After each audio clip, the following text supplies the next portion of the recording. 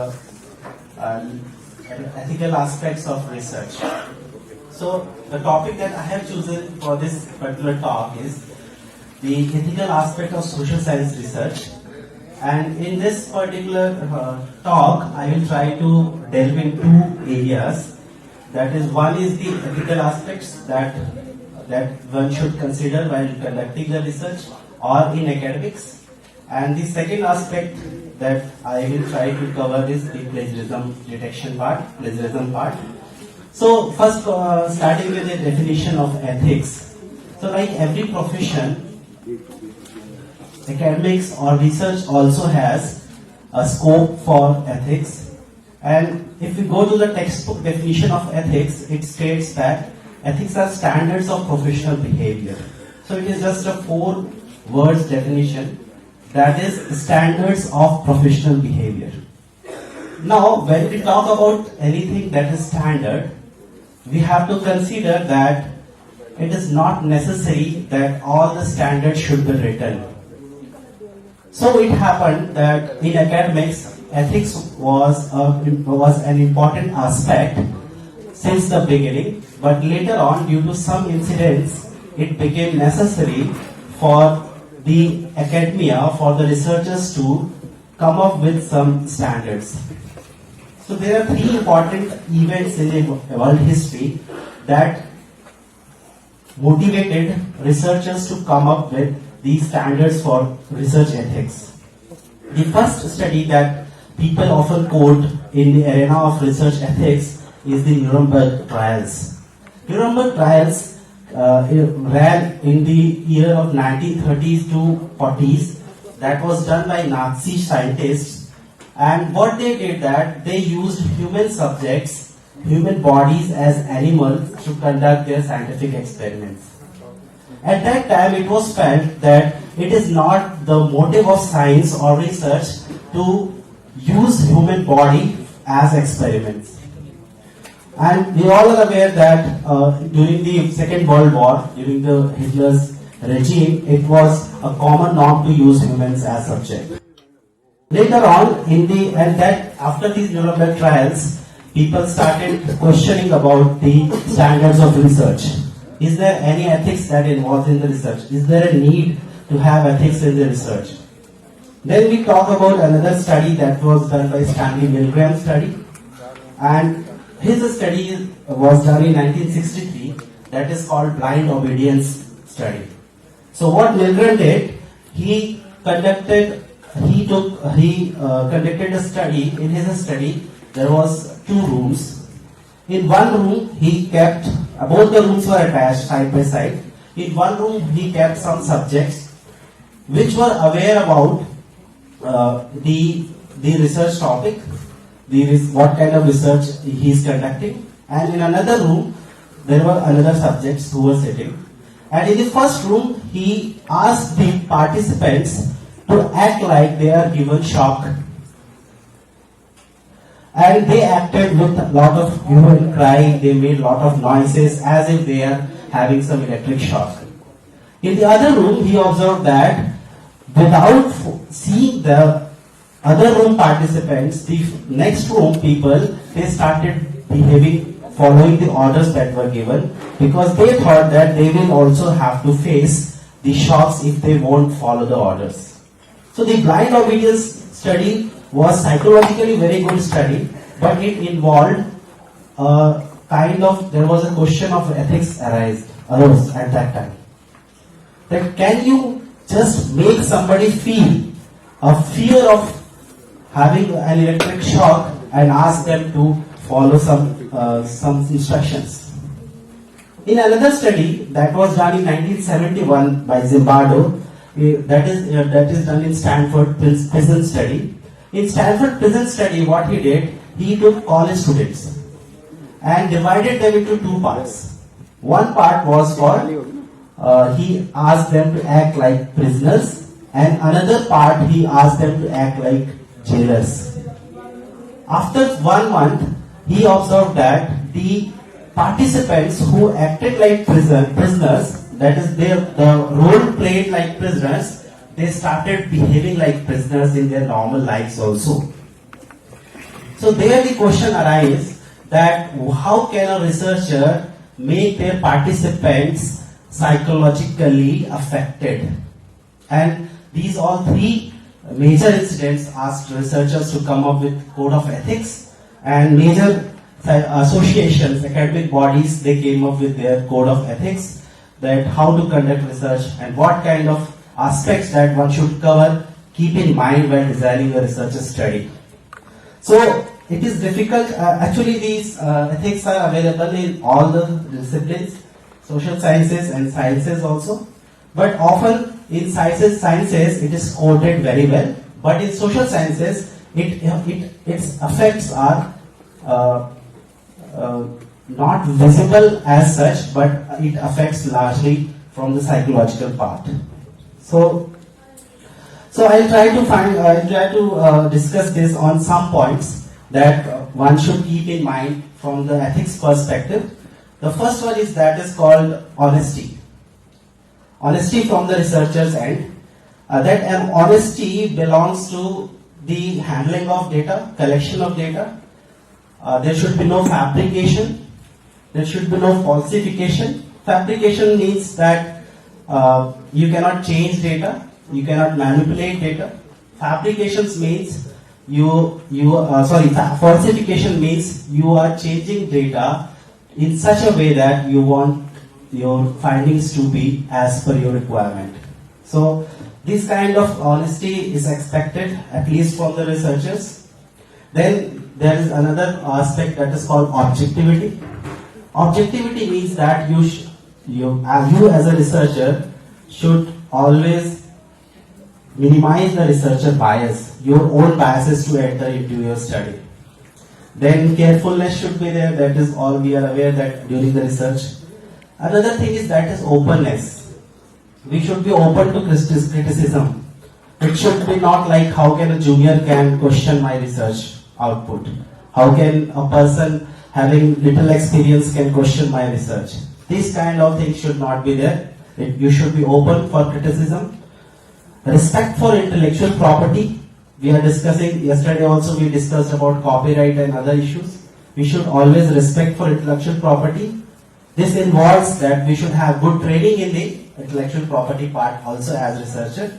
And UGC has played its role also in the research methodology part. Nowadays in almost all curriculum, IPR issues are being taught. Then we have another aspect called confidentiality. We have to maintain the confidentiality of the subjects from whom we are collecting the data. In any case, if the confidentiality should not be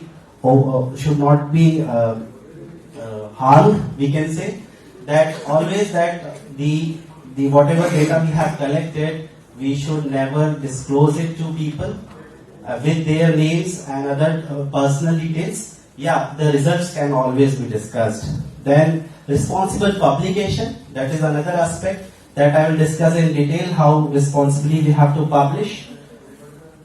Responsible mentoring, that is again an important area. While mentoring as a researcher, as a guide, supervisor, we have to always be responsible. Because I feel that academics is the profession where highest level of integrity, highest level of standards are expected from the society.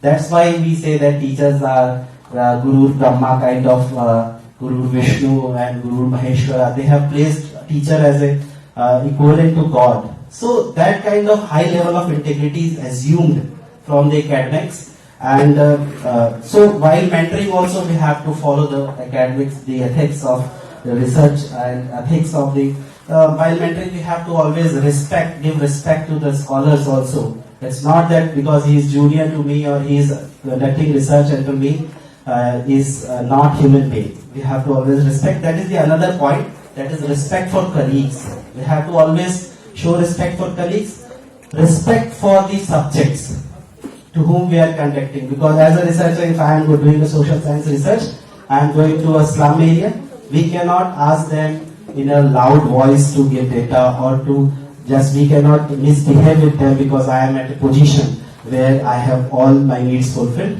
So always there should be respect for human beings in the research. Social responsibilities are also another aspect that we need to take care when conducting the research. competence, that is important part. We have at the beginning, if a research scholar thinks the topic and if he thinks that whether he has the competence to cover that topic or not. Competence means the capability, the skill set that he should have to conduct the study. If honestly he or she analyzes whether she or he has competence to conduct that study, I think in her whole research, he or she will never be in a position where he or she will not have the way to conduct research. So if you take the topic as per your competence, always you will be in a good position. Then we should always consider the legality, the laws that exist at the place we are conducting the research. For example, if you are going to Andaman Nicobar, you cannot just enter as you are a researcher and you are just entering the Andaman Nicobar Islands. So you have to always consider what are the local laws, what are the laws that exist at that place, and how whether as a researcher you are not breaking the law that is required. For example, if you are collecting data from some website, whether the website should always read the disclaimer, the copyright statement of the website, whether you can collect data from that or not. You cannot tomorrow say that I am collecting this for research and development purpose, so I should, which it comes under fair use. Always go through the disclaimer of the website, whether they allow for research purpose the data, whether they allow for commercial use, whether they allow for other purposes, then only you use that data. So always be aware the laws that are applicable on your research area. And then animal care is one topic that we all, that is not of much concern to social science researchers, so I am not covering it. Then human subject protection. That is important. Like human subject protection means always whenever we are conducting study, we have to take consent. That is called informed consent. Informed consent means we have to inform the participants why we are collecting the data, what we will do with this data once we have collected, how it will be used, how long the data will be kept, whether the data, the collection data or the report will have any risk involved with the participants. So we have to always inform the participants and take their consent whether they want to give data or not. I have seen many researchers who say that the following X institution is not giving data, so I will throw an RTI on them, and then through an RTI will collect the data.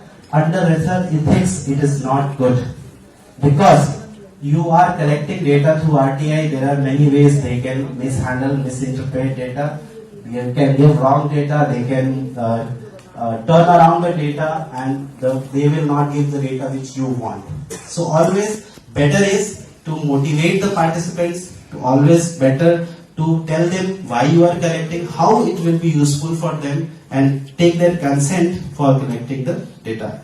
The participation should always be voluntary.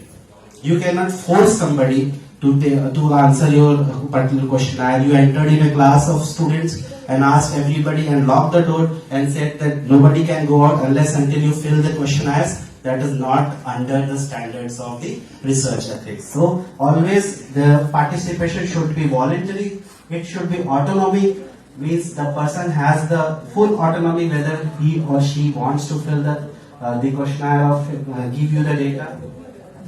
Special attention should be given in the case when your study involves prisoners, children, women, or socially, economically weaker sections of the society. You should always be careful that special sensitivity, we have to handle the situation very sensitively, and you have to make them aware, take their consent. The consent should be in written form, not oral. Always tell them, you make a disclaimer, you keep it in writing, take their undertaking, keep it signed, or if they are illiterate, you take one pratidhi or one representative of them, brief them, and then you take their consent. Always you should have the consent with you. And your study should not cause harm to the participant. That also you need to take care. That whatever you are studying, it should maximize the benefit and minimize the risk to the participants. And then justice should be there. Whatever you are making the promises at the beginning while collecting the data, you have to always fulfill those promises. For example, sometimes people ask me or everybody to fill questionnaires, and they claim that after the questionnaires we will send you the collected report after the questionnaire, but they don't send. So this should not be there. If you are making some promise, you have to fulfill that promise. So now coming to the next part, that is called the that